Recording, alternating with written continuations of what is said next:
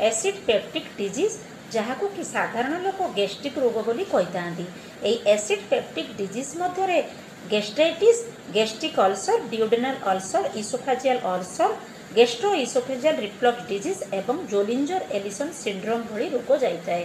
तेबे यही acid peptic disease जहाँ को आप गैस्ट्रिक रोग बोली कहते से रोग हुए केमिति आसतु जानिबा।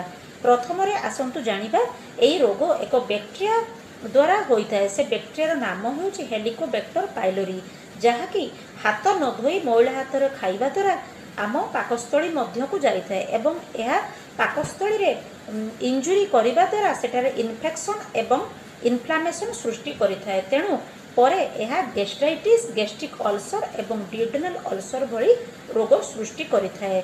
तेणु तापर आसतु जानिबा जड़े मनीष कौन खाद्य खाऊँ से खाद्यर शैली जदि त्रुटिपूर्ण होता है तेबे गैस्ट्रिक रोग होता है।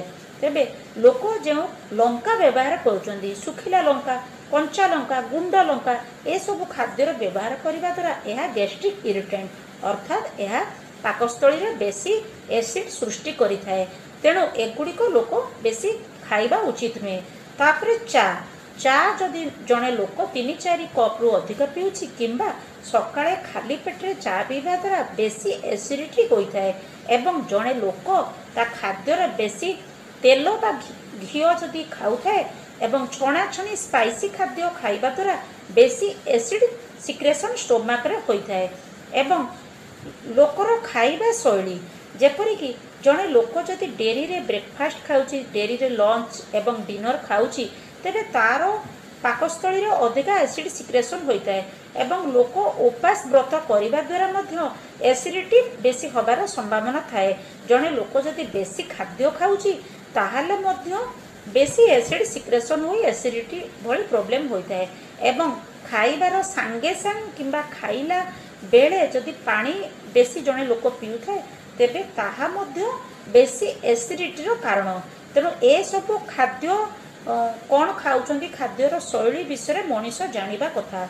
एवं तापर आसतु जानिबा जड़े लोक अधिका गैस्ट्रिक बा एसिडिटी हबार कारण पछरे किछि पेनकिलर दायी थांती।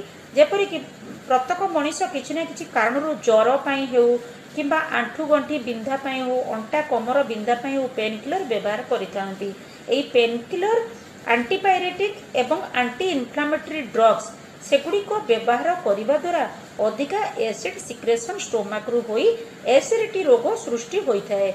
एवं तापरे स्मोकिंग एवं अल्कोहल पीवा द्वारा यही दुईटी जिनस गैस्ट्रिक इरिटेंट एवं एमाने कौन करती ना पाकस्थली बा स्टोमाक भितर अधिका एसिड सृष्टि करी परे गैस्ट्रिक अल्सर एवं डिओडेनल अल्सर भली रोग सृष्टि करिथांती। तापरे स्ट्रेस अत्यधिक स्ट्रेस रे जेतेले मनीष रहे रिलैक्सेशन प्रश्न भी न थाए अत्यधिक चिंताग्रस्त हवा ए सब कारण अधिका एसिड सिक्रेशन पेट मध्य होता है एवं यह परे परे gastritis gastric ulcer duodenal ulcer भली रोग सृष्टि करिथाए। एवं राति अनिद्रा हेबा किंबा डेरी रात्रि शोइबा द्वारा मध्य किछि किछि लोकंकर गैस्ट्राइटिस गैस्ट्रिक अल्सर भली रोग सृष्टि होता है।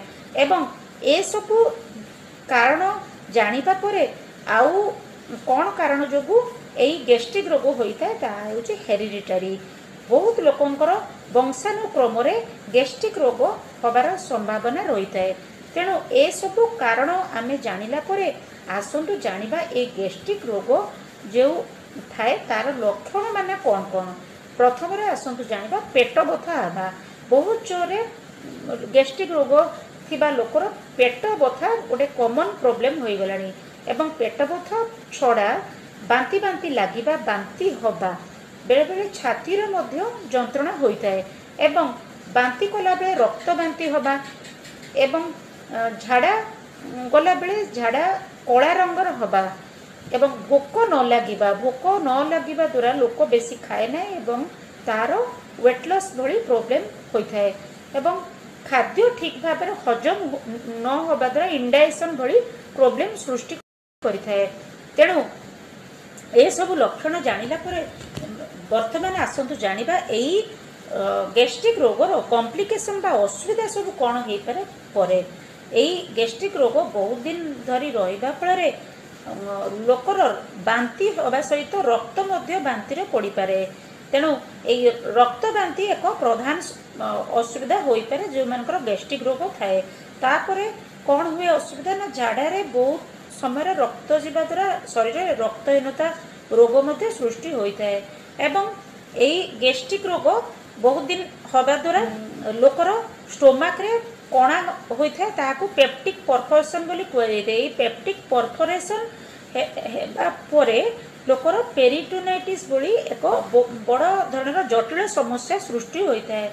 एवं गैस्ट्रिक रोग बहुत दिन रहिला परे गैस्ट्रिक रोगटी पेट मध्य ऑब्स्ट्रक्शन सृष्टि करता है।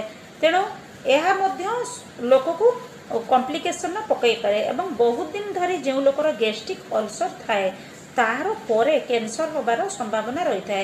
एवं हेलिकोबैक्टर पेलोरी जदि बहुत दिन धरी जड़े लोक पेटरे रही इन्फ्लामेशन इन्फेक्शन कर रहिबा द्वारा से लोकर अनेक दिन पर चांस अच्छी तार मध्य गैस्ट्रिक कैंसर हो पारे। तेणु ए सबू कारण एवं लक्षण जानिला परे जड़े लोक ये गैस्ट्रिक रोग को किपरि होउछि तार कारण जनित कारण को बंद करने कथा एवं यही रोग किपरि भल हम से डाक्तर परामर्श करी यार ट्रीटमेंट नहीं शीघ्र ए रोग को भल करवा उचित।